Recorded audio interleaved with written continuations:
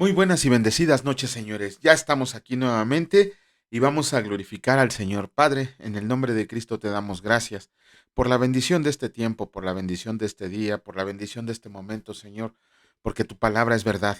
Gracias por permitirnos llevarla a los hogares, Señor, por darnos fuerza para seguir adelante. Sabes cómo estamos angustiados y afligidos, pero tú eres grande, tú eres fuerte, tú eres misericordioso y solamente en ti descansamos, reposamos y encontramos paz. Te pedimos que hoy la lectura sea de ayuda para todos nosotros, de mucha bendición, pero sobre todo que penetre para que nos enseñes a vivirla en este manual hermoso que nos dejaste para llegar ante ti justificados, totalmente glorificados en ti, Señor. Te alabamos y te bendecimos en el nombre de Cristo Jesús. Amén. Muy buenas noches nuevamente, señores. ¿Cómo están? Bien, qué bueno. Y si no, pues también dicen, ¿no? Por ahí, al fin y al cabo, nuestra fortaleza es el Señor.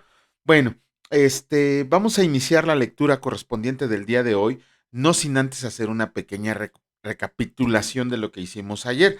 Ayer nos tocó leer el capítulo 15 del libro primero de Crónicas, y en realidad, como les decíamos, ¿no? Prácticamente el libro de Crónicas es la historia de Judá y sus reyes, y nos aventamos 9 capítulos de genealogía. Estuvo bastante pesadito, pero ya como que empiezan a narrarse los tiempos de los reyes de Judá.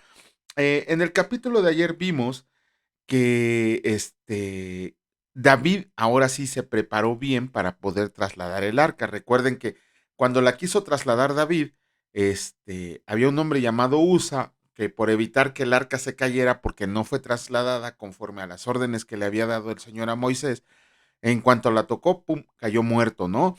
Y sin embargo, en esta ocasión, David investigó quién y cómo debería de transportar el arca. La habían dejado en casa de un levita llamado Obededom durante 3 meses, y en esos 3 meses David estudió concienzudamente las palabras que el Señor le dijo a Moisés acerca de cómo se debería de transportar. Y así lo hicieron, y en esta ocasión no hubo contratiempos. De hecho, cuando ya la iban a llevar, tampoco David, él sabía que tenía prohibido levantarle un templo, levantarle una casa al Señor por la sangre que tenía en sus manos. Sin embargo, sí construyó una tienda para el arca, una tienda especial que estaba encima de un monte. Y ahí cuando la llevó, dicen que cuando entró a la ciudad, David se puso a danzar y a brincar así como un loco, ¿no? Inclusive dice la palabra, dice por ahí una canción que David danzaba, no sé si han oído esa alabanza, y David danzaba. Pero como siempre hay un negrito en el arroz, ¿no? Mical, la hija de Saúl, esposa de David, que se avergonzó de todo lo que David estaba haciendo. Pero bueno, a grandes rasgos, eso es lo que vimos en el capítulo de ayer. Así que vamos a comenzar con la lectura, en esta ocasión el capítulo 16 del libro primero de Crónicas, y escrito está: Así trajeron el arca de Dios y la pusieron en medio de la tienda que David había levantado para ella, y ofrecieron holocaustos y sacrificios de paz delante de Dios. Y cuando David acabó de ofrecer el holocausto y los sacrificios de Dios, bendijo al pueblo en el nombre del Señor, y repartió a todo Israel, así a hombres como a mujeres, a cada uno una torta de pan, una pieza de carne y una torta de pasas.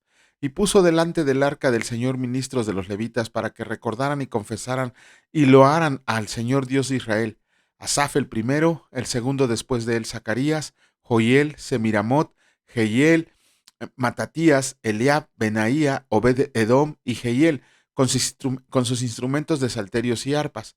Pero Asaf sonaba los címbalos.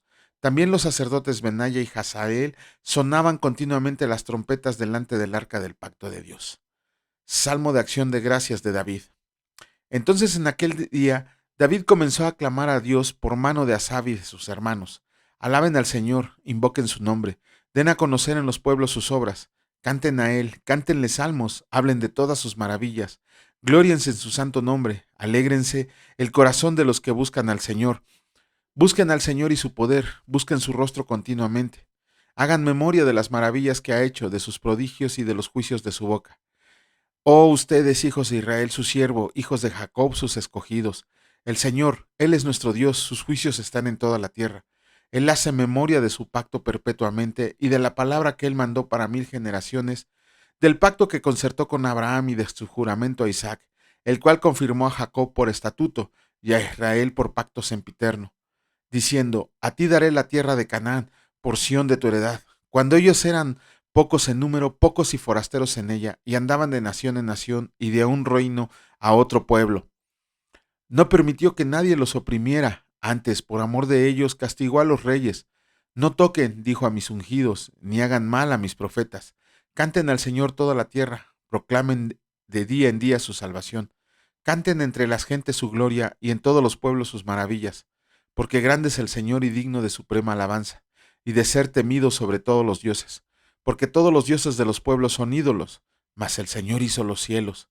Alabanza y magnificencia delante de él, poder y alegría en su morada.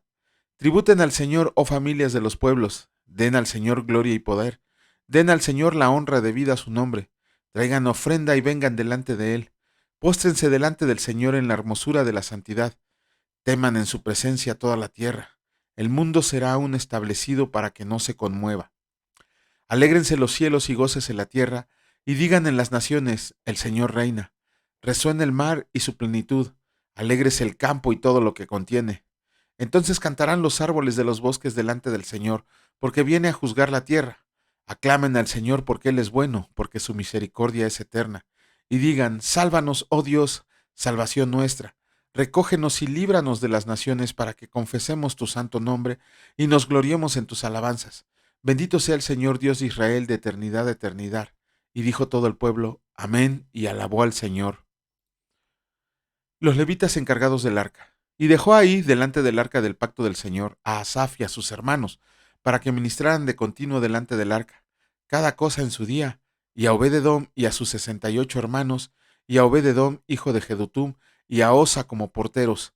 Asimismo, el sacerdote Sadoc y a los sacerdotes sus hermanos delante del tabernáculo del Señor, en el lugar alto que estaba en Gabaón, para que se sacrificaran continuamente a mañana y tarde holocaustos al Señor en el altar del holocausto, conforme a todo lo que está escrito en la ley del Señor, que él prescribió a Israel y con ellos a Emán, a Jedutún y a los otros escogidos declarados por sus nombres, para glorificar al Señor, porque es eterna su misericordia.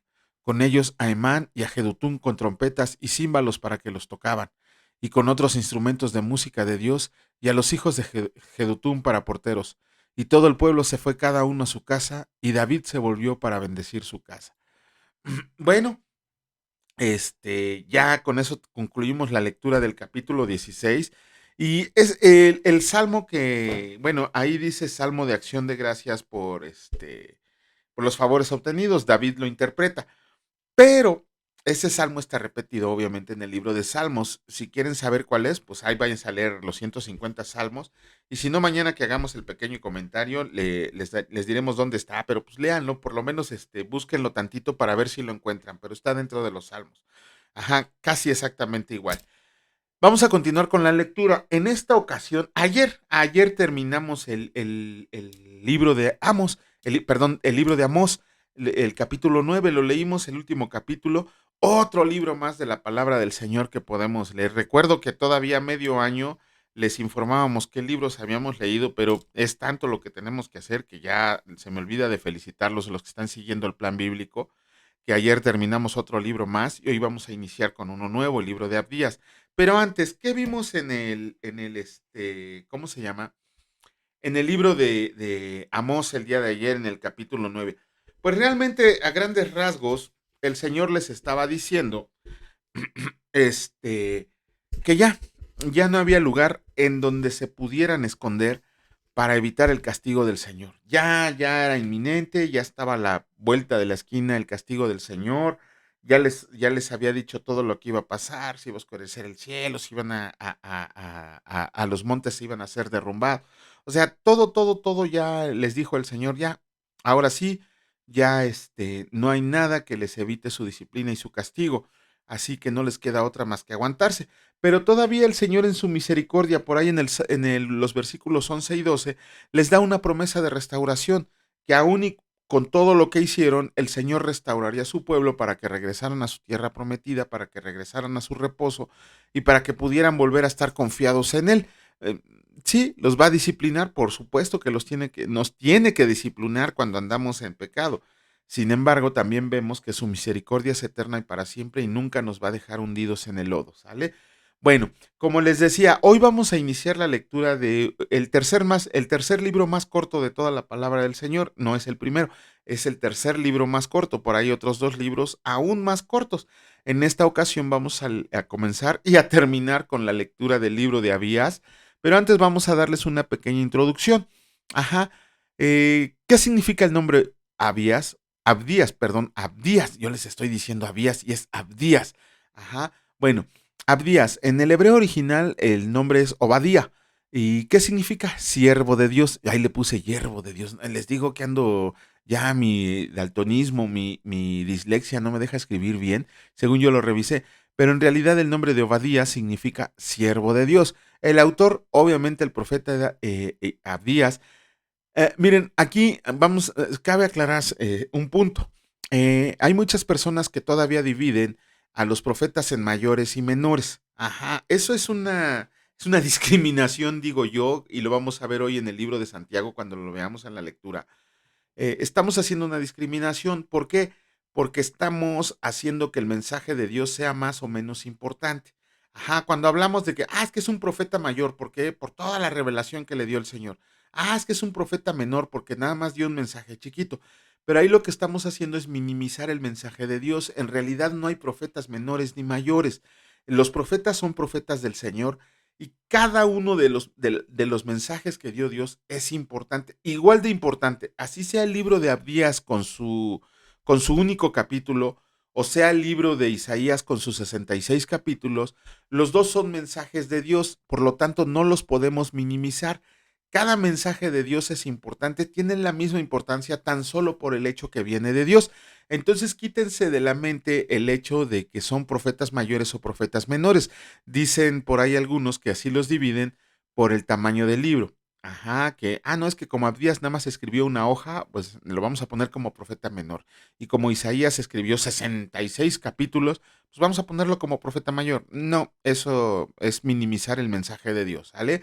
Entonces no hay profetas ni mayores ni menores. Todos son profetas de Dios y todo, cualquier mensaje de Dios, así sea de un minuto y así sea de 20 siglos, es igual de importante para nosotros.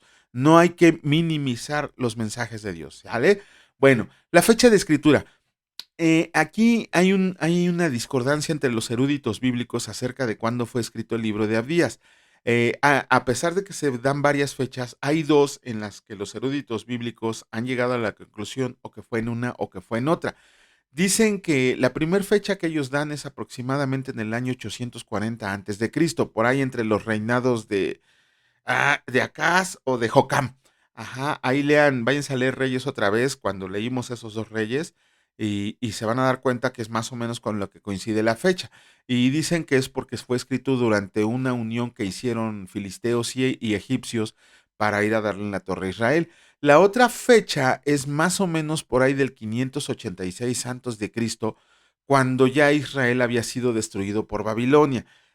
No hay un consenso general acerca de cuál de las dos fechas es la correcta, pero como les decía, lo importante es que el Señor permitió que estuvieran en su compendio. Si, como lo vimos alguna vez, Biblia significa, viene del griego biblión, que significa conjunto de libros, y cada uno de los libros tiene el por qué estar ahí. De hecho, Dios puso algunas normas para poder estar incluidos. Si no recuerdan, váyanse a nuestro canal hermano y ahí les explicamos el canon del Antiguo Testamento.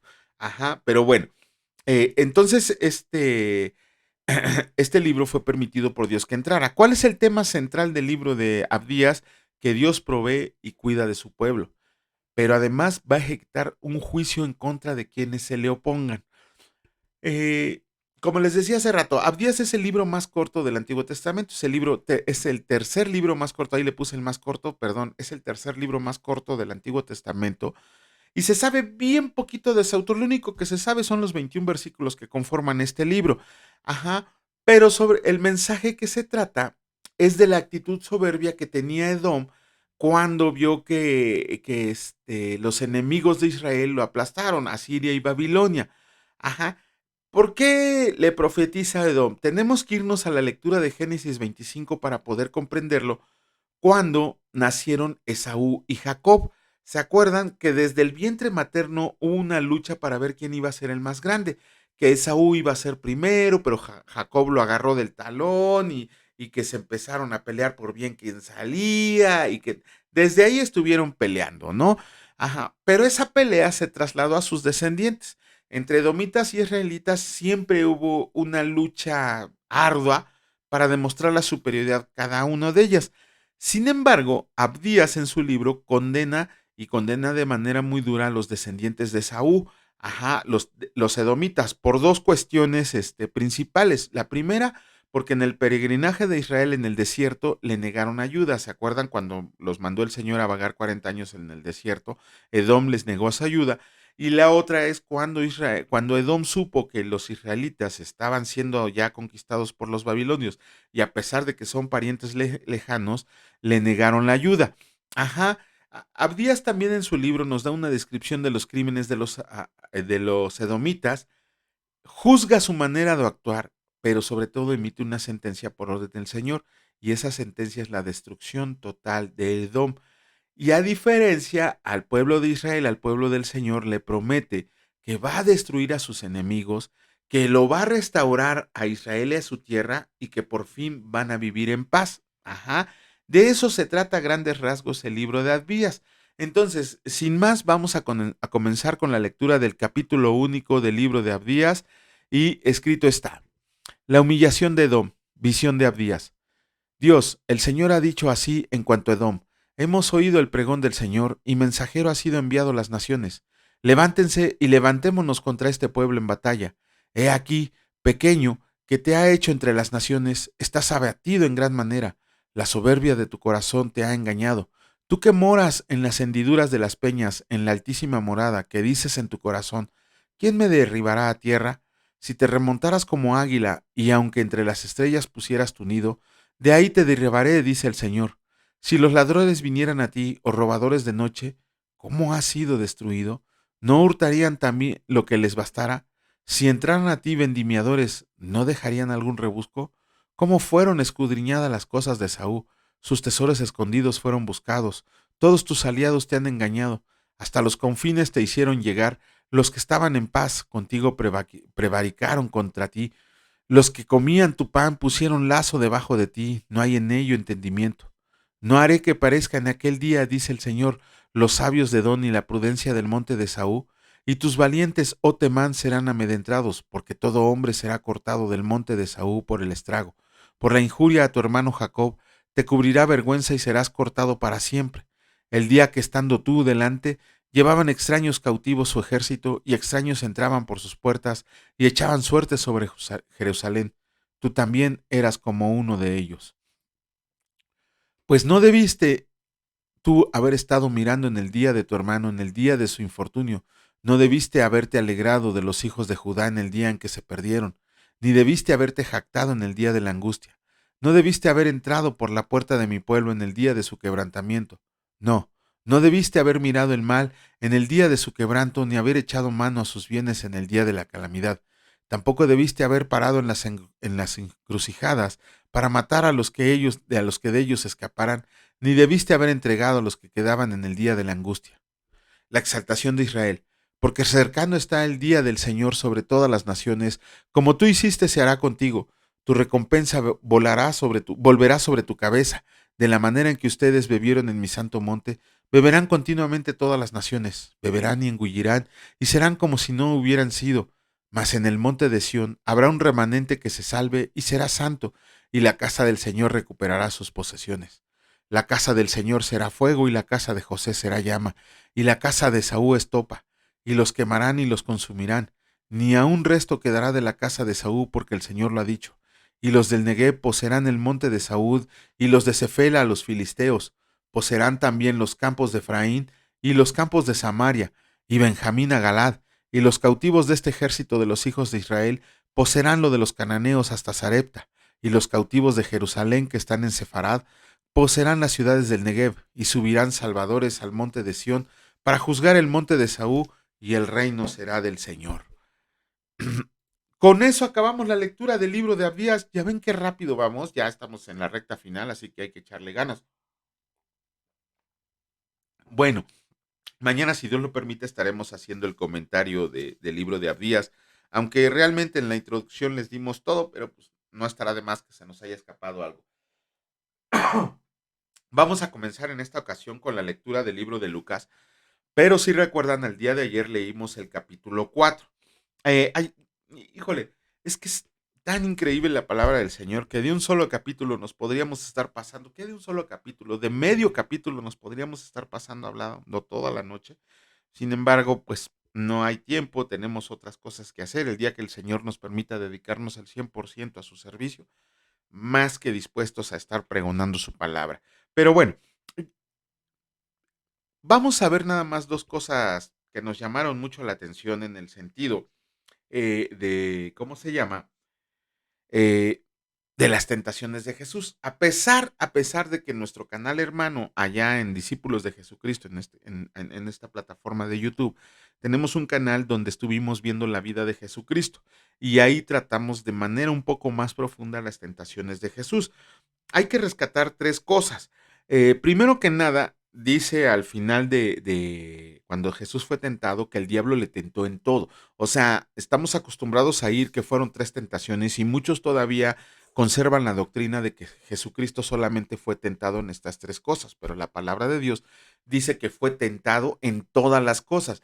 De la misma manera, acuérdense que cuando leímos el capítulo, bueno, cuando leímos el libro de Hebreos, que ya lo terminamos, también en Hebreos nos dice que cómo Jesucristo no iba a compadecerse de nosotros si él también fue tentado en todas las cosas. Ajá, no solamente fue tentado en estas tres cosas, no nos quedemos con la idea de que solamente fue tentado en estas tres cosas. Jesucristo fue tentado en todas las cosas, ¿no? En todas las cosas.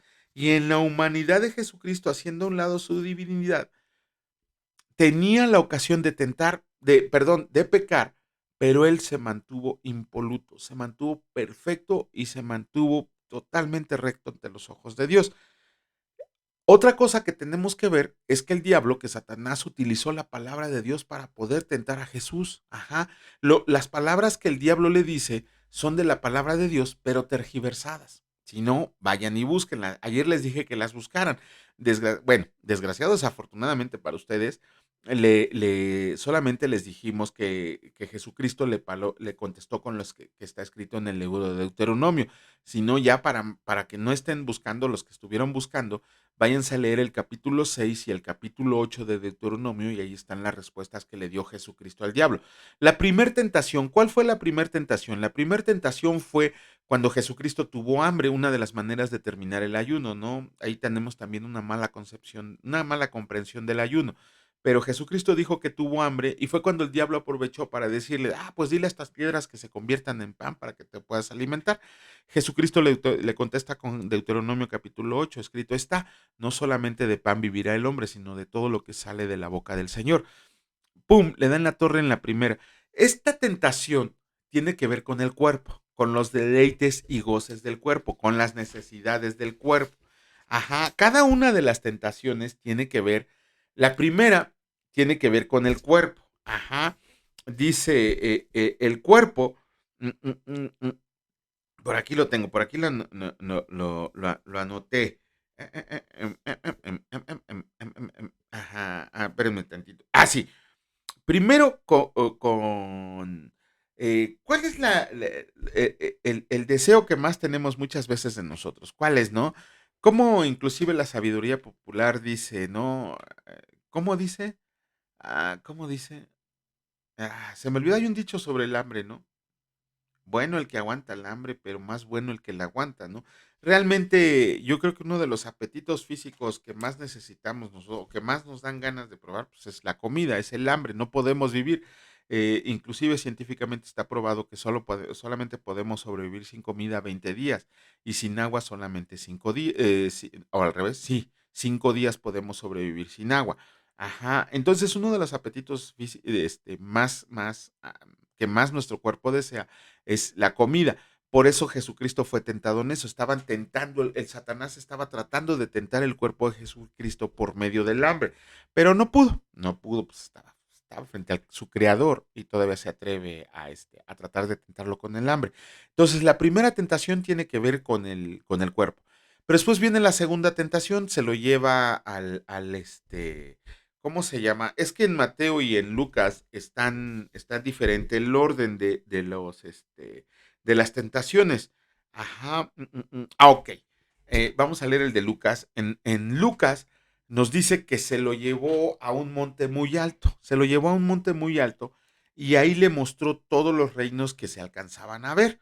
Y Satanás le dijo, si postrado me adoras, todo esto será tuyo, ¿no? Sí, fue ahí cuando le dijo, si postrado me adoras, sí, si postrado me adoras, todo esto será tuyo porque a mí me ha sido entregado. Y sí, en una cosa tenía razón Satanás, con la caída de Adán y Eva, le entregaron en posesión la tierra momentáneamente, no en propiedad, hay que tener muy en cuenta la diferencia entre propiedad y posesión. Le entregaron la posesión a Satanás, no la propiedad, porque la propiedad es de Dios. Ajá, entonces se la entregó y Satanás sí le dijo, no, pues es todo esto me lo entregaron, lo quieres, toma, es tuyo, pero póstrate y adórame. ¿Eso con qué tenía que ver? Con el alma de Jesucristo. Otra de las cosas que nosotros tenemos que siempre, siempre, por lo general, todos nosotros como seres humanos, ¿de qué tenemos necesidad del reconocimiento, de poder, de riqueza, ¿no? De poseer muchas cosas.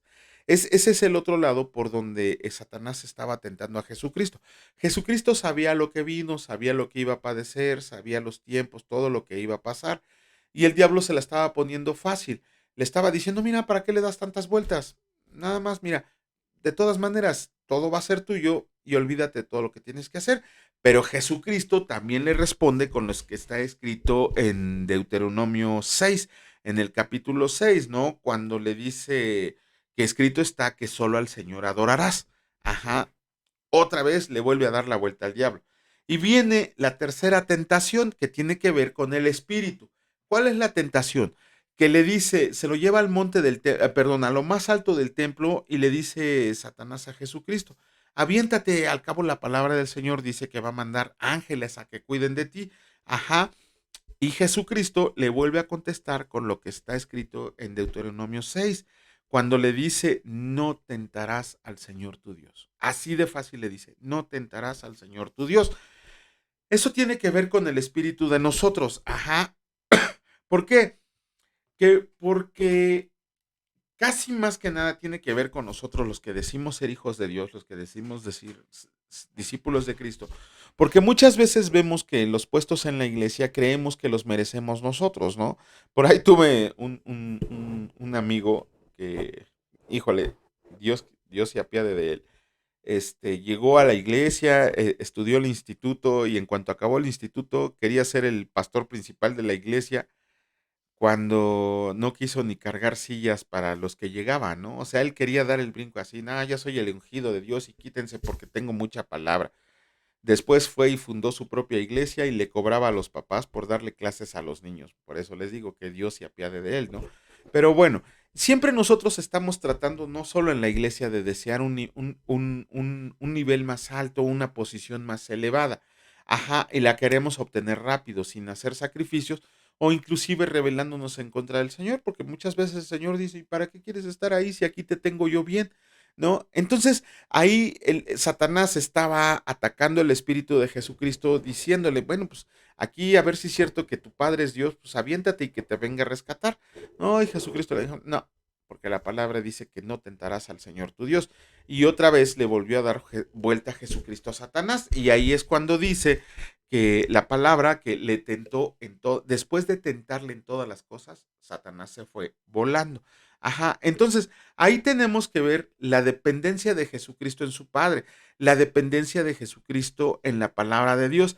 De la misma manera nosotros cuando somos tentados, ¿a dónde tenemos que recurrir? A Dios y a su palabra. A Dios y a su palabra. Estábamos viendo el día de ayer las tentaciones cuando ¿cómo se llama? En el libro de Santiago dice que Dios, no es el que nos mete en tentación, sino que las permite y que además las tentaciones salen de nuestros propios deseos. Lo que les decía, muchas veces nosotros o estamos necesitados de alguna cosa o queremos hacer otras cosas que sabemos que no son del agrado del Señor y permitimos que esas tentaciones salgan. Muchas veces yo he conocido pastores que han dejado iglesias por mujeres más jóvenes, ¿no? Por dejar al amor de su juventud. Y pues sabemos que eso creció dentro de su corazón. ¿Por qué? Porque el diablo le puso la tentación. Y en vez de refugiarse en la palabra del Señor y en vez de refugiarse en el Señor, pues hizo lo que su corazón le indicaba, ¿no? Y ahí no puede decirme de que no, es que es plan del Señor. No, el Señor ya te había dado lo que tú merecías y lo despreciaste, ¿no? Entonces ahí tenemos que ver esto, que siempre que venga alguna tentación, siempre, siempre, siempre, siempre hay que recordar lo que dice Génesis 39. Ahí está claritito, claritito cómo uno escapa de las tentaciones. Y además hay que recordar que para poder hacer a un lado las tentaciones tenemos que refugiarnos en la palabra de Dios y en el Señor mismo. Otra de las cosas que ya rápidamente les quiero comentar es cuando Jesucristo entró a la sinagoga de los judíos, al templo judío, y le dieron a leer el libro de Isaías, el rollo de Isaías, no un rollo que medía 9 metros, pero bueno. Y ahí el Señor Jesucristo, ayer les dije, vayan a leer Isaías para ver qué fue lo que leyó. Estoy seguramente que todos ustedes saben que leyó el capítulo 61, bueno, lo que ahora es el capítulo 61, versículos 1 y 2. Sin embargo, les comentaba ayer que el versículo 2 no lo leyó completo. ¿Por qué? Porque en todo estaba el control de Jesucristo. ¿Qué dice cómo se llama? El libro de Isaías. Es que, de hecho, se los voy a leer. Aquí lo tengo separado en la palabra del Señor. Permítame nada más encontrarlo. Fíjense bien lo que dice el libro de Isaías en el versículo 1. El Espíritu de Dios, el Señor, está sobre mí, porque me ungió el Señor, me ha enviado a predicar buenas nuevas a los abatidos, a vendar a los quebrantados de corazón y a publicar libertad a los cautivos y a los presos apertura de cárcel. Y dice en el versículo 2, hasta donde leyó el Señor Jesucristo, a proclamar el año de la buena voluntad del Señor. Y ahí se detuvo, ya no leyó lo que seguía. ¿Por qué? Ok, vamos a ver. ¿Qué significa cuando el Señor Jesucristo lee que le vino a leer a los pobres? Bueno, la pobreza significa para predicar el evangelio a los pobres, el dolor a sanar, bueno, cuando dice a sanar a los quebrantados de corazón, a quitar el dolor, a proclamar liberación de los cautivos dirigiéndose a los esclavos, recuperar de la vista a los ciegos, quitarnos el sufrimiento y a poner en libertad a los oprimidos, librarnos de la opresión. Ajá, ¿cómo se llama? Sin embargo, estamos viendo que vino a proclamar el año. Tenemos que comprender muy bien esto, el año favorable del Señor. Esto tiene que ver también con las 70 semanas de Daniel. Está precioso entrar en un estudio profundo de esto, porque se van a dar cuenta de cómo la palabra concuerda con todo y cómo encuentras la explicación de esto en la misma palabra. Cuando el Señor dice el año favorable del Señor, se estaba refiriendo desde su primera venida, que estaba para proclamarse el evangelio, para liberar a los cautivos, sanar a los quebrantados, proclamar liberación y todo. La última parte del versículo 2 que lee es el año favorable del Señor. ¿Por qué ya no el Señor lee lo que sigue? ¿Por qué ya no lee lo que sigue? ¿Qué es lo que sigue del versículo 2? Ok, lo que sigue del versículo 2 dice así: y el día de venganza del Dios nuestro, a consolar a todos los enlutados y a ordenar, perdón, y a consolar a todos los enlutados. ¿Por qué no leyó eso el Señor Jesucristo? ¿Por qué lo leyó incompleto? Muy sencillo, está hablando del día del Señor, ya lo vimos en Tesalonicenses, ya lo vimos en Joel, lo vamos a ver en Apocalipsis. ¿Cuál es el día del Señor? El día de la ira del Señor, cuando viene a acabar con sus enemigos y a instaurar su reino milenial. Porque Jesucristo en ese momento solamente se estaba refiriendo a su primera venida. El día del Señor es cuando Él venga para acabar con todos sus enemigos. De hecho, por eso lo sacaron a reempujones ¿cómo se llama? Los judíos del templo y lo querían apedrear, ¿no? Pero pues el Señor se salió así. Desgraciadamente no tenemos tiempo para hacer un estudio más profundo. Por ahí tenemos en el otro canal varias cuestiones acerca de esto, de la tentación de Jesucristo, de ¿cómo se llama? De la fe, de todo lo que hemos estado leyendo. Ojalá podamos, ya no he publicado ningún video en ese canal, ojalá pueda seguirlo pronto, pero son tantas las aflicciones, pero bueno, léanlo y reléanlo el capítulo 4. Hay muchas cosas que tenemos que aprender ahí. Pero bueno, sin más, vamos a comenzar con la lectura en esta ocasión del capítulo 5 del libro del Evangelio de Lucas, y escrito está: la pesca milagrosa. Aconteció que estando Jesús al lago de Genesaret, que estando Jesús junto al lago de Genesaret, el gentío se agolpaba sobre él para oír la palabra de Dios. Y vio dos barcas que estaban cerca de la orilla del lago, y los pescadores, habiendo descendido de ellas, lavaban sus redes. Y entrando en una de aquellas barcas, la cual era de Simón, le rogó que le apartara de la tierra un poco, y sentándose, Enseñaba desde la barca a la multitud. Cuando terminó de hablar, dijo a Simón: boga mar adentro y echen sus redes para pescar. Respondiendo Simón le dijo: Maestro, toda la noche hemos estado trabajando y nada hemos pescado, mas en tu palabra echaré la red. Y habiendo hecho esto, encerraron gran cantidad de peces y su red se rompía. Entonces hicieron señas a los compañeros que estaban en la otra barca, para que vinieran a ayudarlos, y vinieron, y llenaron ambas barcas, de tal manera que se hundían. Viendo esto, Simón Pedro cayó de rodillas ante Jesús, diciendo: Apártate de mí, Señor, porque soy hombre pecador, porque por la pesca que habían hecho, el temor se había apoderado de él y de todos los que con él estaban, y asimismo de Jacobo y Juan, hijos de Zebedeo, que eran compañeros de Simón. Pero Jesús dijo a Simón: No temas, desde ahora serás pescador de hombres. Y cuando trajeron a tierra las barcas, dejándolo todo, le siguieron. Jesús sana a un leproso. Sucedió que estando él en una de las ciudades, se presentó un hombre lleno de lepra, el cual, viendo a Jesús, se postró con el rostro en tierra y le rogó diciendo: Señor, si quieres, puedes limpiarme. Entonces, extendiendo él la mano, le tocó diciendo: Quiero, sé limpio. Y él al instante, la lepra se fue de él, y él le mandó que no le dijera a nadie. Sino ve, le dijo, muéstrate al sacerdote y ofrece por tu purificación según mandó Moisés para testimonio a ellos. Pero su fama se extendía más y se reunía mucha gente para oírlo y para que le sanara de sus enfermedades. Mas él se apartaba a lugares desiertos y oraba. Jesús sana a un paralítico. Aconteció un día que él estaba enseñando y estaban sentados los fariseos y doctores de la ley, los cuales habían venido de todas las aldeas de Galilea, de Judea y Jerusalén, y el poder del Señor estaba con él para sanar. Y sucedió que unos hombres que traían en un lecho a un hombre que estaba paralítico, procuraban llevarlo adentro y ponerlo delante de él, pero no hallando cómo hacerlo a causa de la multitud, subieron encima de la casa y por el tejado le bajaron con el lecho, poniéndole en medio delante de Jesús. Al ver él la fe de ellos, le dijo: Hombre, tus pecados te son perdonados. Entonces los escribas y los fariseos comenzaron a cavilar diciendo: ¿Quién es este que habla blasfemias? ¿Quién puede perdonar pecados sino solo Dios? Jesús entonces, conociendo los pensamientos de ellos, respondiendo les dijo: ¿Qué cavilan en sus corazones? ¿Qué es más fácil decir: tus pecados te son perdonados, o decir: levántate y anda? Pues para que sepan que el Hijo del Hombre tiene potestad en la tierra para perdonar pecados, dijo al paralítico, a ti te digo: levántate, toma tu lecho y vete a tu casa.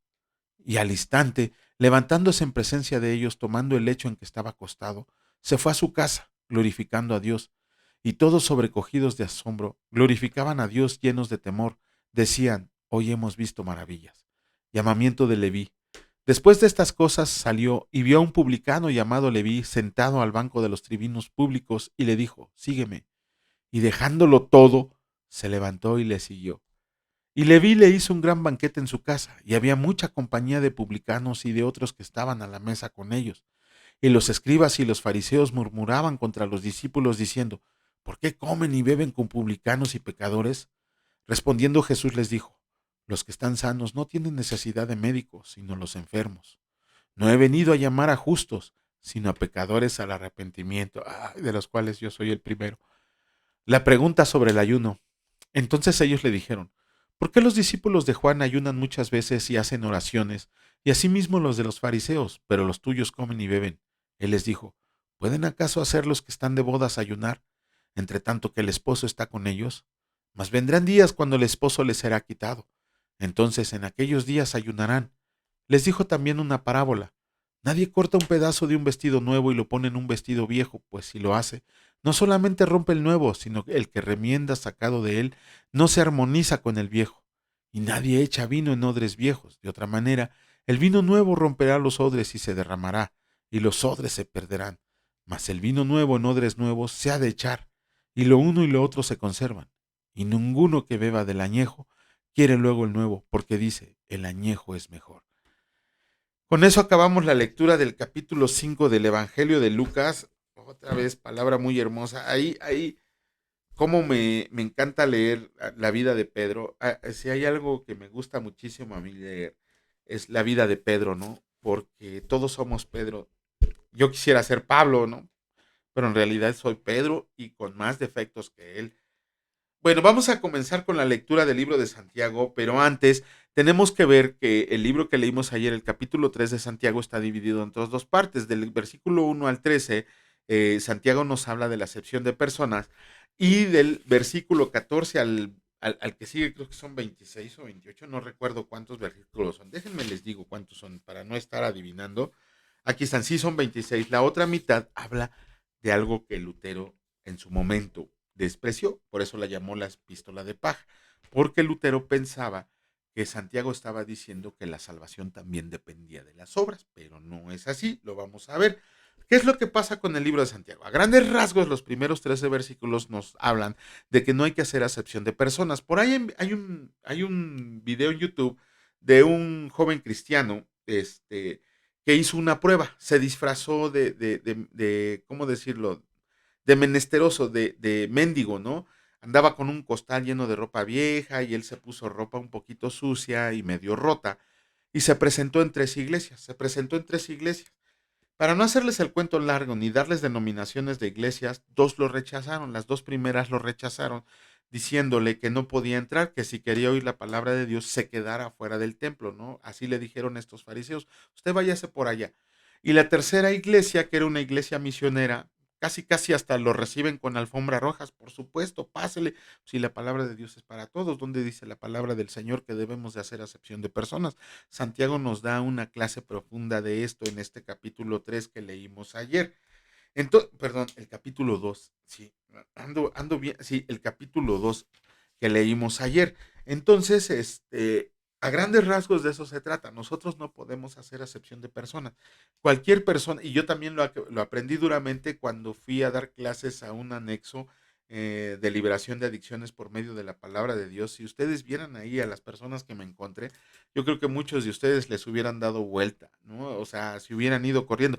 De hecho, un compañero del instituto que lo invité a que fuera a dar una pequeña clase ahí, casi lo sacaron a golpes, ¿no? Casi lo sacaron a golpes, pero bueno.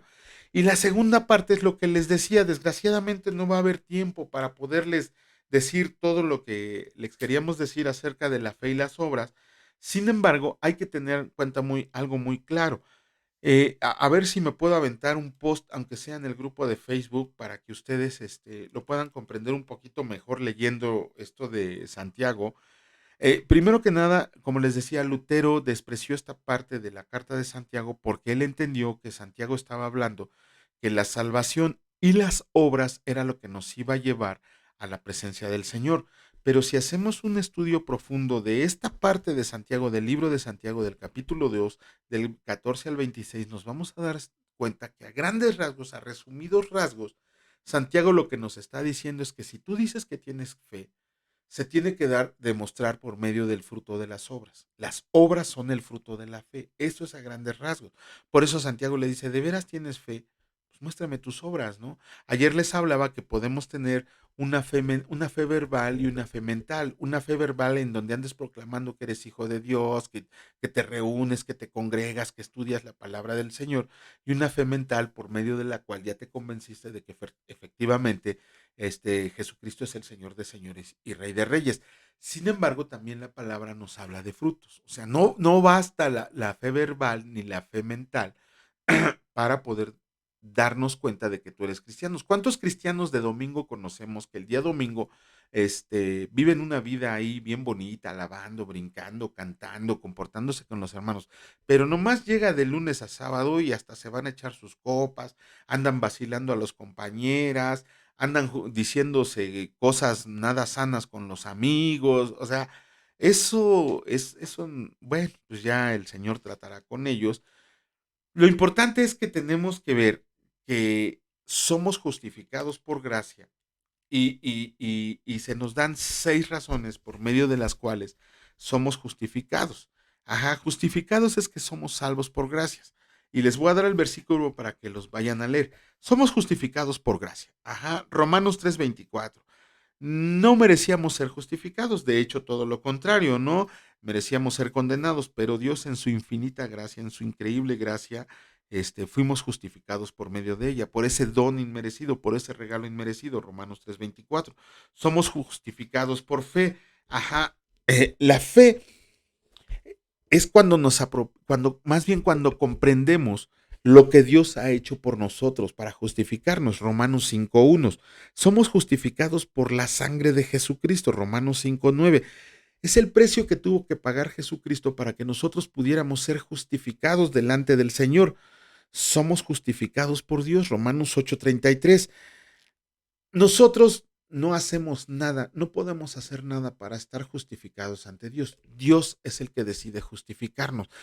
Vayan a leer para que lo comprendamos un poquito más. Y somos justificados por el poder de Dios. Romanos 4:25. ¿Cuál es ese poder de Dios? Es el mismo poder que resucitó a Jesucristo, el que nos levanta cuando estábamos muertos al pecado y nos hace vivir una vida nueva. Ajá.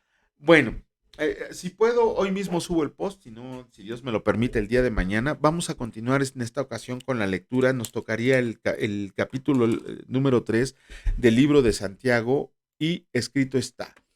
Híjole, aquí le dije capítulo 2 y es el capítulo 3. Les digo que siempre me equivoco por estar haciendo las cosas rápido, pero en realidad hoy nos toca leer el capítulo 3. Dice así: amonestación contra la parcialidad. Hermanos míos, que su fe en nuestro glorioso ser Señor Jesucristo sea sin acepción de personas, porque si en su congregación entra un hombre con anillo de oro y con ropa espléndida, y también entra un pobre con vestido andrajoso, y miran con agrado al que trae la ropa espléndida, también entra un pobre con vestido andrajoso, y mirarán con agrado al que trae la ropa espléndida, y le dicen: siéntate tú aquí en buen lugar. Y dicen al pobre: estate tú ahí en pie y siéntate aquí bajo mi estrado. ¿No hacen distinciones entre ustedes mismos y vienen a ser jueces con malos pensamientos? Hermanos míos amados, oigan, ¿no ha elegido Dios a los pobres de este mundo para que sean ricos en fe y herederos del reino que ha prometido a los que le aman? Pero ustedes han afrentado al pobre. ¿No los oprimen los ricos y no son ellos los mismos que los arrastran a los tribunales? ¿No blasfeman ellos el buen nombre que fue invocado sobre ustedes? Si en verdad cumplen la ley real conforme a la Escritura, amarás a tu prójimo como a ti mismo, bien hacen. Pero si haces acepción de personas, cometes pecado y quedan convictos por la ley como transgresores, porque cualquiera que guarde toda la ley pero ofende en un punto, se hace culpable de todos, porque el que dijo no cometerás adulterio.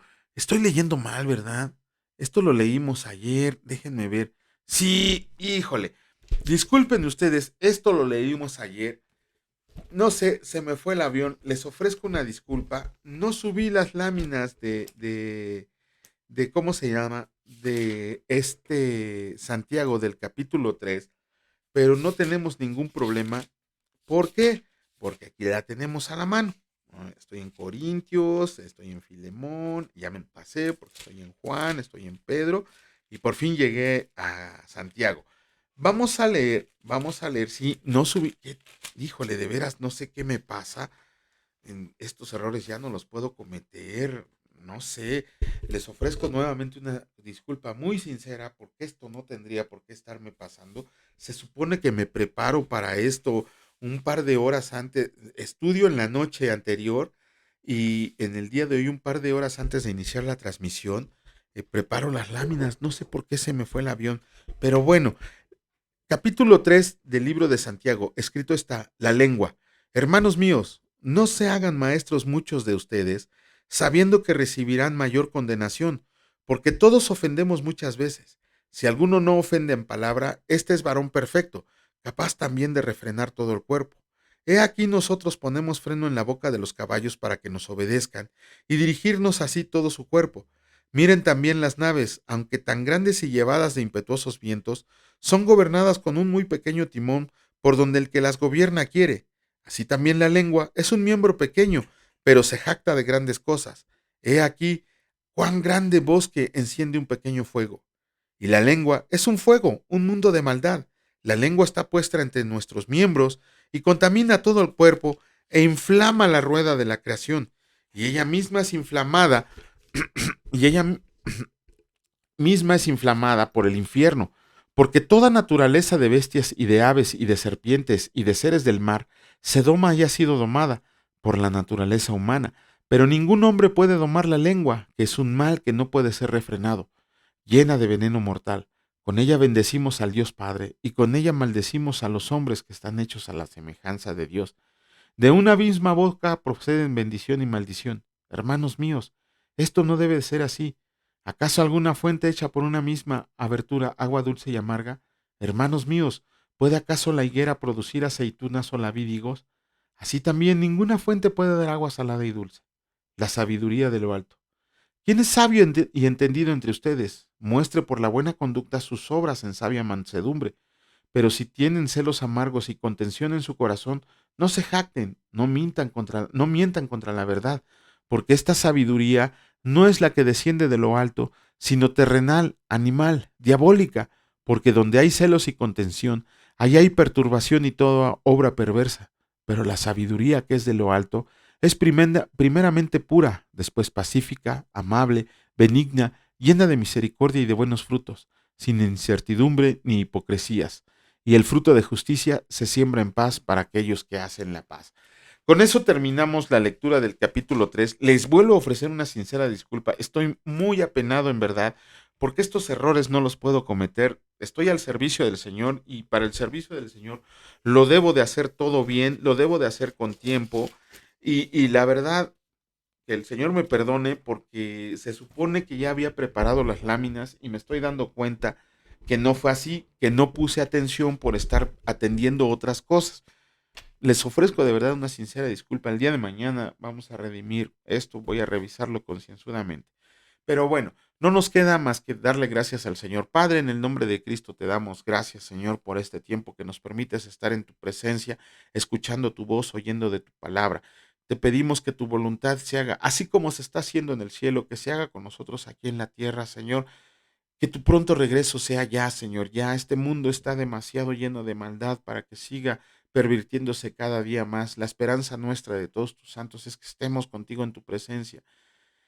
Señor, te agradecemos por el pan físico que nos diste el día de hoy, pero sobre todo por el pan espiritual que nos has regalado hoy por medio de tu palabra, Señor. Gracias te damos porque nos mantienes alejados de toda tentación y de toda maldad y que el enemigo se aleja de nosotros cada vez que nos adentramos más en el estudio de tu palabra, cada vez que te conocemos más.